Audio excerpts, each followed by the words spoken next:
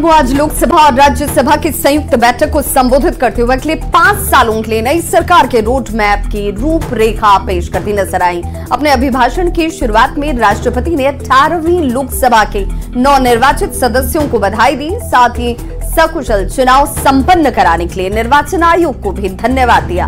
राष्ट्रपति ने कहा कि देश की जनता ने लगातार तीसरी बार सरकार पर भरोसा जताया है।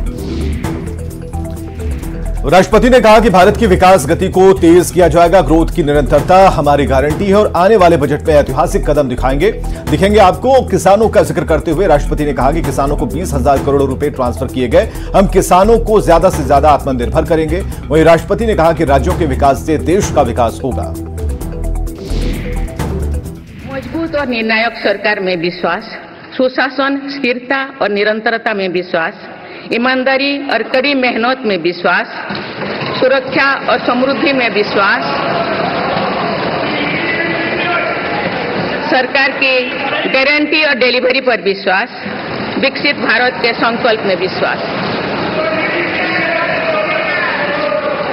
मेरी सरकार ने 10 वर्षों से सेवा और सुशासन का जो मिशन चलाया है, ये उस पर मुहर है। संसद में स्थापित किए गए सेंगोल पर सियासत गर्म हो चुकी है। विपक्षी दलों ने संसद भवन में स्पीकर के आसन के पास स्थापित सेंगोल को हटाने की मांग शुरू कर दी है। सेंगोल को राजशाही का प्रतीक बताते हुए उसे हटाकर उसकी जगह संविधान स्थापित करने की मांग की गई। आरजेडी सांसद मीसा भारती ने भी कहा कि सेंगोल हटाने की मांग सही है, यहाँ भारतीय संविधान की कॉपी होनी चाहिए। सेंगोल को हटाने की मांग की है समाजवादी पार्टी ने, और वो कह रहे हैं कि कॉन्स्टिट्यूशन का रेप्लिका लगाना चाहिए। देखिए, बिल्कुल हटाना चाहिए क्योंकि ये लोकतंत्र है, डेमोक्रेसी, और वहाँ पे अब राजतंत्र तो रहा नहीं। तो अगर सिंगोल को लगाना ही चाहिए तो उसको म्यूजियम में रखना चाहिए, जहाँ की देश के सभी लोग जाएं और वहाँ पे उसका दर्शन भी करें जो लोग देखना चाहते हैं। तो ये अच्छा, जिसने भी ये मांग की है बहुत अच्छा, और हम लोग उसको सपोर्ट करना चाहिए। भारतीय जनता पार्टी कह रही है ये तमिलनाडु और तमिलनाडु के लोगों का संस्कृति है, अब राजतंत्र रहा नहीं और वो राजतंत्र का प्रतीक है, इसलिए उसको हटाना। बीजेपी वाले कह रहे हैं कि तमिलनाडु का अपमान है, ये तमिलनाडु और तमिलनाडु के लोगों का अपमान है। किसी का भी अपमान नहीं है। संविधान की कॉपी होनी चाहिए, कॉपी पार्लियामेंट में होनी चाहिए क्योंकि उसका हम लोग वोट जो लेते हैं तो संविधान की। मीसा जी,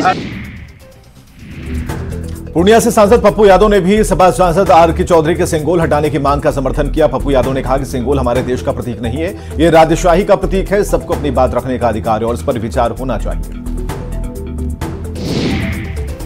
बात करते हैं पूर्णिया से सांसद पप्पू यादव से। पप्पू जी, जो सेंगोल को लेकर के जो सपा सांसद ने सवाल उठाया आर.के. चौधरी ने कि वहां पर संविधान होना चाहिए, संविधान की कॉपी होनी चाहिए, लेकिन वो हमारे देश का प्रतीक नहीं है, इसको आप समझिए। राजशाही का प्रतीक है।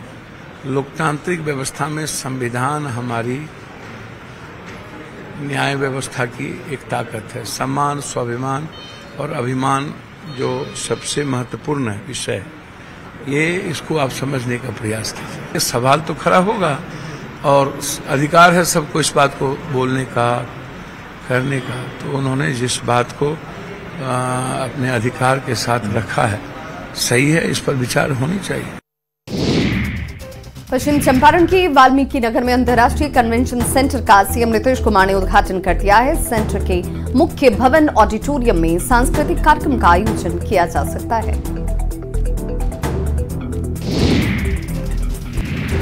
आधुनिक सुविधाओं से बने इस सभागार में 500 लोगों के बैठने की व्यवस्था की गई है। कैंपस में बने इस सभागार में 5 ब्लॉक बनाए गए हैं, जिसमें 102 कमरे हैं। सीएम नीतीश ने उद्घाटन के बाद पूरे कन्वेंशन सेंटर का निरीक्षण किया।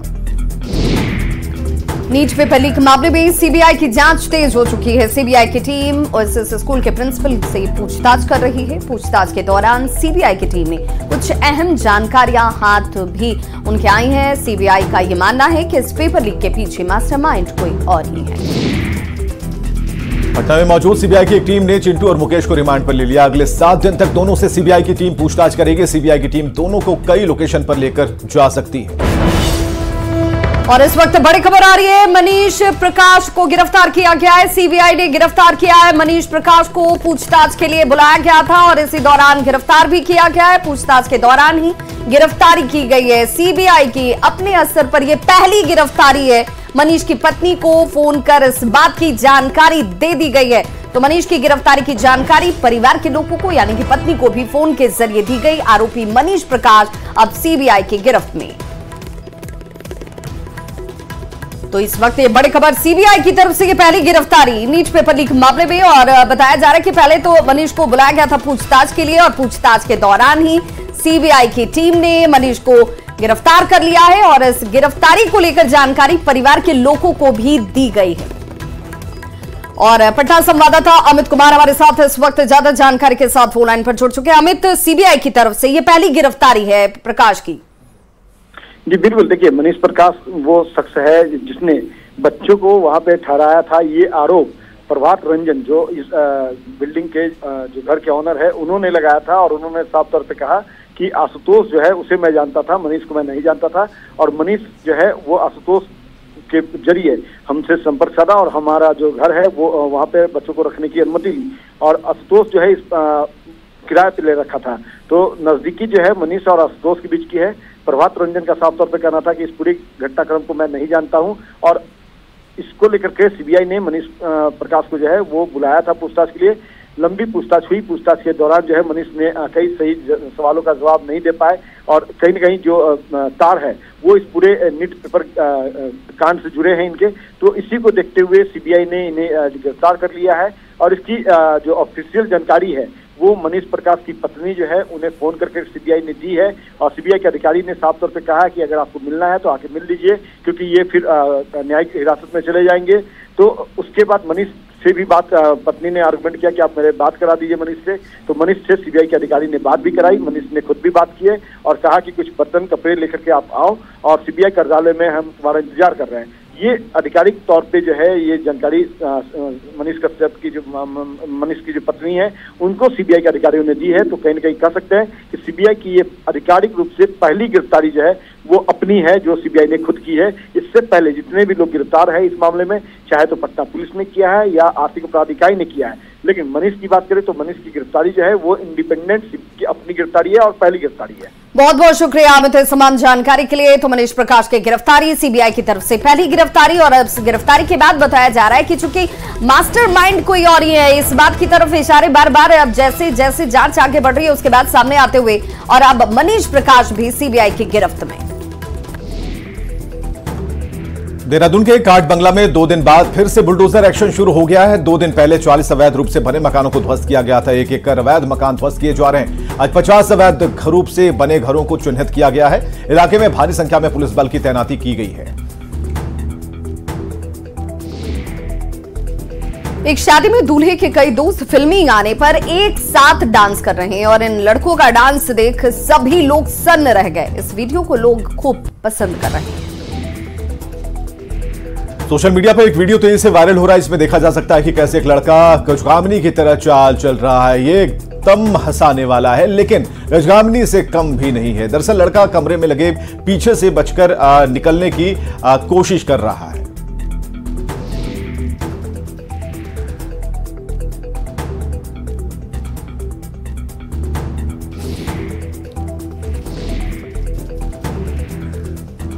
बीच सड़क पर ट्रैफिक व्यवस्था संभाल रहे ट्रैफिक पुलिसकर्मी ने एक विशेष तरह का हेलमेट पहन रखा है। इसमें एसी लगा हुआ है और यह हेलमेट अब सोशल मीडिया पर वायरल हो रहा है। दरअसल हेलमेट पर लगे एसी का मुंह पुलिसकर्मी के चेहरे की तरफ है और हेलमेट के अंदरूनी हिस्से में भी वो कूलिंग कर रहा है। पटना और इसके आसपास के जिले में रहने वाले लोगों को फिलहाल उमस भरी गर्मी से राहत मिलती हुई नजर नहीं आ रही। मौसम विभाग की जानकारी के अनुसार माने तो दक्षिण पश्चिम मानसून पटना समेत प्रदेश के लगभग हर हिस्से और झारखंड में अगले 2 से 3 दिनों के दौरान पहुंचने के आसार हैं। अगले 2 से 3 दिनों में बिहार के सभी हिस्सों में अच्छी बारिश हो सकती है। मानसून की दस्तक के बाद शुरू हुई बारिश के बाद गंडक नदी के जलस्तर में वृद्धि देखी जा रही है। वाल्मीकि नगर गंडक बराज से फिलहाल 86,000 क्यूसेक पानी का डिस्चार्ज हो रहा है। नेपाल की पहाड़ों में लगातार बारिश के बाद गंडक नदी के जलस्तर में बढ़ोतरी रिकॉर्ड की गई है।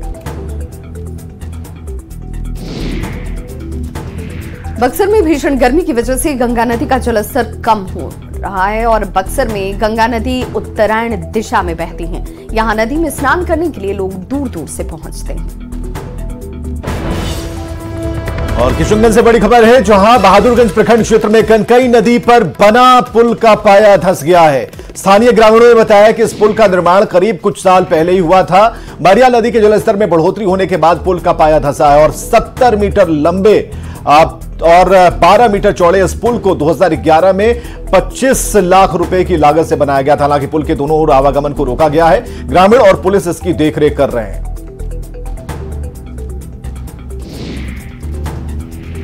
वो तस्वीरें हम आपको दिखा रहे हैं किस तरीके से पुल का पाया धंसा। आवागमन पूरी तरह से बाधित है, लेकिन कुछ लोग जान हथेली पर लेकर इधर से उधर जा रहे हैं और जो पैदल सफर करने वाले लोग हैं वो भी काफी डर के बीच इस पुल को पार कर रहे हैं। कनकई नदी पर यह पुल बनाया गया जिसका पाया धंस गया है और इसकी स्थिति आप देख पाएंगे कि नीचे से ही जो मिट्टी का जो धंसान है वो हुआ और जो पुल का दोनों सिरा है वो बिल्कुल अब खत्म हो चुका है। किसी तरीके से यहां से राहगीर एक तरफ से दूसरी तरफ जा रहे हैं। तो नदी के जलस्तर में बढ़ोतरी के बाद पाया धंसा था और 25 लाख रुपए इसकी लागत आई थी इस पुल को बनाने में, जो अब धंस चुकी है और कनकई नदी पर बना पुल पूरी तरीके से इस पर आवागमन बाधित हो चुका है। तो किशनगंज से तस्वीरें हम आपको दिखा रहे हैं। कनकई नदी पर बना पुल का पाया धंसा, नदी के जलस्तर में बढ़ोतरी के बाद पाया धंस गया और दोनों ही तरफ से जो लोग आते जाते थे, जो एक कनेक्टिविटी थी वो पूरी तरीके से खत्म हो गई। बड़ी गाड़ियां छोड़ दीजिए, पैदल चलना भी मुश्किल हो रहा है क्योंकि लोग डरे हुए हैं कि कब ये पूरा का पूरा जो पुल है वो धंस न जाए, नदी में समा न जाए। तो ऐसे में कनकई नदी की जो धारा है उसमें ये पुल धंस चुका है। जो ग्रामीणों के द्वारा हमें सूचित किया गया था कि विगत कुछ दिनों से जो भारी बारिश हो रही थी उस कारण से नदी का जलस्तर बढ़ा था। जलस्तर बढ़ने के कारण जो स्थान है, स्थानीय एक लोकल एक छोटा सा पुल था जो अचानक में वो पुल धंस गया। जैसे ही सूचना हमें प्राप्त हुई हमने सीओ साहब को ये सूचित किया, बाकी जो आपदा प्रबंधन विभाग है उन्हें भी संपर्क किया और हम जब वहाँ पहुँचे तो वाकई में पुल बहुत बुरी तरह से क्षतिग्रस्त था, वो कभी भी गिर सकता था। झारखंड में मानसून की बेरुखी देखने को मिल रही है। जून तक 150 मिलीमीटर की बजाय सिर्फ 50 मिलीमीटर बारिश ही हुई है। पलामू प्रमंडल में स्थिति सबसे ज्यादा खराब है। राज्य के ज्यादातर जिलों में सामान्य से 50 से 92% कम बारिश अभी तक दर्ज हुई है। मौसम विभाग ने 28 जून को झारखंड के उत्तर पश्चिमी और मध्य भागों में बारिश का अनुमान लगाया है। इन जगहों पर अगले 3 दिन तक भारी बारिश की चेतावनी है। मौसम विभाग के मुताबिक रांची के साथ साथ कोडरमा, गिरिडीह, बोकारो, रामगढ़ और हजारीबाग और धनबाद जिले में कुछ जगहों पर भारी बारिश होगी। पाकुड़ में बारिश नहीं होने और सिंचाई सुविधा में कमी की वजह से चौकी ढाब गांव में किसान बेहद परेशान हैं। पानी के अभाव में सैकड़ों बीघे जमीन में सब्जी की खेती हो नहीं पा रही है और कई किसान करीब 45 एकड़ जमीन में सब्जी की खेती कर अपने परिवार का भरण पोषण अब तक करते आ रहे हैं। लेकिन इस साल मानसून की बेरुखी ने सब्जी की खेती करने वाले किसानों के सामने संकट खड़ा कर दिया है। किसानों की मांग है कि यहां डीप बोरिंग कराई जाए, इससे किसान सब्जी की खेती कर अपने परिवार का भरण पोषण कर पाएं। बिहार की ट्रैफिक पुलिस अब हाईटेक हो चुकी है। मुख्यमंत्री ने ट्रैफिक पुलिस के लिए कई वाहन उपलब्ध करवाए हैं। कुछ दिन पहले मुख्यमंत्री ने पटना से कई गाड़ियों को जिलों में रवाना किया, जिसके बाद सभी गाड़ियां जिलों में अब पहुंच रही हैं। नवादा ट्रैफिक पुलिस को 3 यूटिलिटी व्हीकल उपलब्ध कराए गए हैं। जैसे ही तीनों गाड़ियां थाने पहुंची, ट्रैफिक पुलिस ने सबसे पहले उनका पूजा करवाया और फिर काम में इस्तेमाल शुरू किया।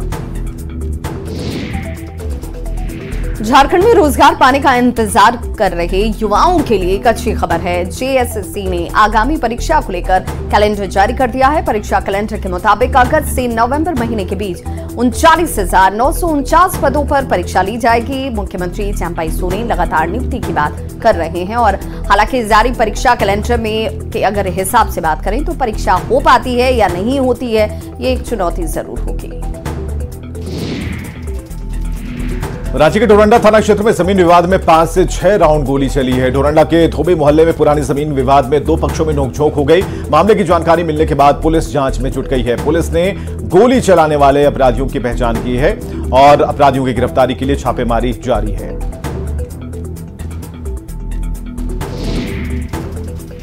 तो देखते ही देखते एक पक्ष के लोगों ने हथियार निकालकर फायरिंग शुरू कर दी। मामला बढ़ता देख स्थानीय लोगों ने बीच बचाव किया और पुलिस को इसकी सूचना दी गई। पुलिस को आता देख अपराधी यहां से भाग निकले। मामले में हथियार टीएसपी ने कहा है कि गोली चलाने वालों की पहचान की गई है और जल्द ही सभी को गिरफ्तार कर लिया जाएगा। गढ़वा के सोनपुरवा गांव में सीएसपी संचालक एनुल अंसारी से भय दिखाकर 5 लाख रुपए लूटे गए। चारों का पोष अपराधी लूट की घटना को अंजाम देकर फरार हो गए। लूट की सूचना मझियाओं थाना पुलिस को दी गई है। इसके बाद एएसआई आलोक कुमार ने पुलिस बल के साथ घटनास्थल पर जाकर जानकारी ली।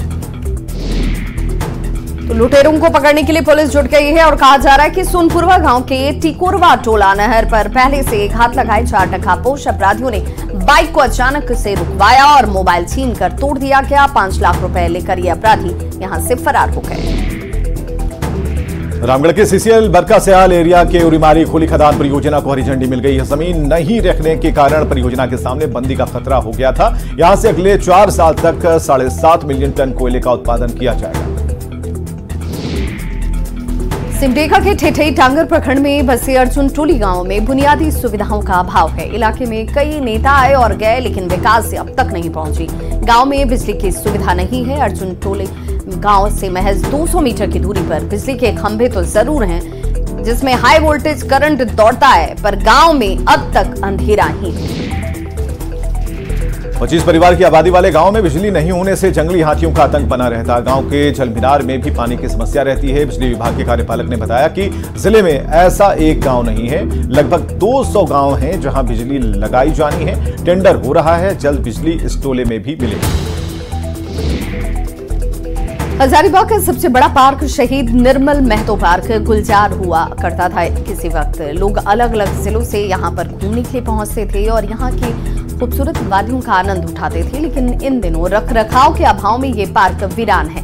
लोग पार्क के अंदर आने से कतराने लगे हैं। रांची में दक्षिण छोटानागपुर क्षेत्रीय पुलिस खेलकूद प्रतियोगिता चल रही है। कांके रोड के नवीन पुलिस केंद्र में चल रही प्रतियोगिता में 400 पुलिसकर्मी खिलाड़ी के रूप में हिस्सा ले रहे हैं। प्रतियोगिता के उद्घाटन के मौके पर डीआईजी अनूप खरे और कई आला अधिकारी मौजूद रहे। आईसीसी टी20 विश्व कप का दूसरा सेमीफाइनल भारत और इंग्लैंड के बीच आज खेला जाना है और इस सेमीफाइनल मैच को लेकर ग्रामीण क्षेत्र में खिलाड़ियों में जबरदस्त उत्साह देखा जा रहा है। बाढ़ अनुमंडल के पंडारक प्रखंड के बिहारी बीघा में आयोजित जय माता दी क्रिकेट टूर्नामेंट का फाइनल मैच से ज्यादा खिलाड़ियों को इंडिया के मैच का इंतजार था। सभी ने टीम इंडिया को चीयर करते हुए जीत की मंगल कामना की। गिरिडीह के खिजुरी गांव में खजूर के कई पेड़ हैं, इसलिए ये इलाका खजूर के लिए फेमस है। लेकिन इस साल बारिश नहीं होने में खजूर में मिठास नहीं आ पाई है। गिरिडीह जिले में बारिश नहीं होने की वजह से जहां एक ओर किसान परेशान हैं, वहीं दूसरी ओर आपको बता दें गिरिडीह जिले के तीसरी प्रखंड और देवरी प्रखंड जो अपने खजूर के लिए जाना जाता है और यहाँ पे अधिक संख्या में खजूर के पेड़ पाए जाते हैं और गर्मी के मौसम में खजूर लोग खाने के लिए जिले भर से इस इलाकों का दौरा करते हैं। लेकिन स्थिति ये बनी हुई है कि खजूर जो है वो इस बार पक ही नहीं रहा है क्योंकि बारिश नहीं हो रही है और जिसके वजह से खजूर मीठा भी नहीं लग पा रहा है। हालांकि आपको बता दें कि गर्मी के मौसम में हर वर्ष इसी तरह हर पेड़ों में खजूर फलते हैं और जो खासकर छोटे पेड़ होते हैं उसके खजूर बहुत ही ज्यादा मीठे होते हैं। खजूर पूरा खाता है ना? हाँ। खाने में कैसा लगता है? अच्छा लगता है। हाँ। तो खजूर अभी पक नहीं रहा है ना? नहीं। क्यों? क्या रीजन हो गया? क्या कारण है नहीं पक रहा है? पानी नहीं हुआ है। पानी नहीं पड़ा इसलिए खजूर नहीं पका है ना? नहीं। अगर आप गांव आते हैं तो गांव के लोग आपको प्यार से सम्मान के साथ खिलाते हैं। यही एक पहचान है कि जो गांव में अभी भी आपको देखने को मिल जाएगा। गिरिडीह से न्यूज़ 18 के लिए मैं एजाज अहमद।